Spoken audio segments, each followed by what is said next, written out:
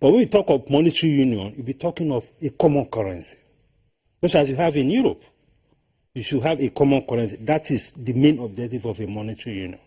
We are still very far from that. Just as I said, we are still grappling with the free trade area. The CET, the level of compliance is still very low. Just recently, some members of the National Assembly, the Senate specifically, were even trying to move a motion that Nigeria should exit from the CET. And the challenge with trade is that you can only benefit from trade if the economy is competitive. Good as it is to trade, because it allows for variety, it increases your choice, it increases competition, it allows for economies of scale. Because if you take the African continent, for instance, if you're able to achieve this continental trade area, you'll be talking of a population of over 1 billion people. Do you think? I know there's a relationship between population and market. But do you think it's realistic? Of course it's not realistic, especially given the timeline. We are talking of 2017, where each of the regional blocks are still grappling with even consolidating on each of their regions. We haven't made much progress in ECOWAS. In fact, the progress in ECOWAS is the least. The progress in COMESA, which is the common market for East and Southern African states, the progress has been significant. In fact, in the whole of this continental, in the whole of the continent, the progress that has been made in the East African bloc is perhaps the best. You know, we have Uganda, you have Kenya, you have Burundi, you have Mauritius, you have, Tanzania. Yes, quite a number of them. Yes. And we have the South African Development Community, which is SADC, as in the southern part of the continent. Again, the progress has been fairly significant in those areas. But you need to consolidate all of that before you now bring them together to be able to form a continental free trade area. So it's a tall order.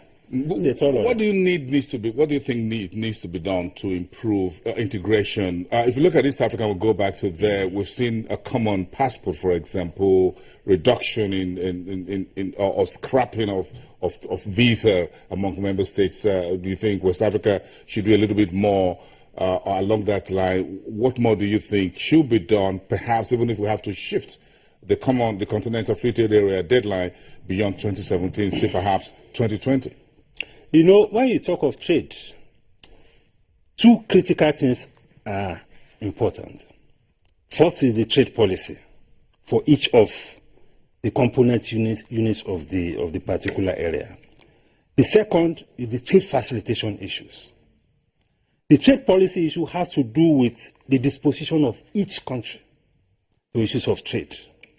If you have an economy where you feel that your industries are still very weak, that your cost of production is still very high, that you know that your industries are not competitive, just as we have in Nigeria, you have to be wary of the kind of trade protocols that you sign. Because the benefits a country will get from trade depends on your competitiveness. If a country is not very competitive, you cannot gain significantly from trade. So the issue of the competitiveness of each of the countries, I think, is something that each of the countries need to work on. For instance, in Nigeria, we're in ECOWAS. Most of the manufacturers in this country are not comfortable with being part of ECOWAS because of issues of competitiveness. Economic integration and free trade area, isn't it about, like you've seen in Europe, the big boys bearing the weight of the weak ones? Germany, France, well, before Brexit, the UK, Italy, carrying the weight of the others. Do you think that the big economies in Africa, namely Nigeria, Ghana, Kenya, South Africa, perhaps are not strong enough to carry the rest 50 countries? Well, I won't say they are not strong enough. In fact, if anything, some of those smaller countries have more competitive environment than Nigeria, for instance. That is why an average industrialist in Nigeria will not be comfortable with exposing the borders for competition. Because you have issues of competition arising from cost of fund, arising from cost of energy, arising from transportation costs, arising from even technology issues. So there are serious issues. It's not so much the size of the economy, but the competitiveness of the environment. That is what matters. Then another critical element is trade facilitation issues. Trade facilitation issue has to do with ease with which people trade. Even if you don't have any serious issues with trade barriers, you could have what we call non-tariff barriers. Between Nigeria, for instance, and Senegal or Ghana, if you have to move by road because there is no proper sea link, people encounter a lot of challenges. Roadblocks, all sorts of demands for regulations, for standards and things that are also not regional in nature.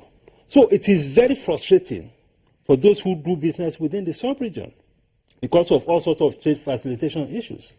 Whereas it could take you maybe 3, 4, 5 days to move goods from Nigeria to, say, Senegal or somewhere.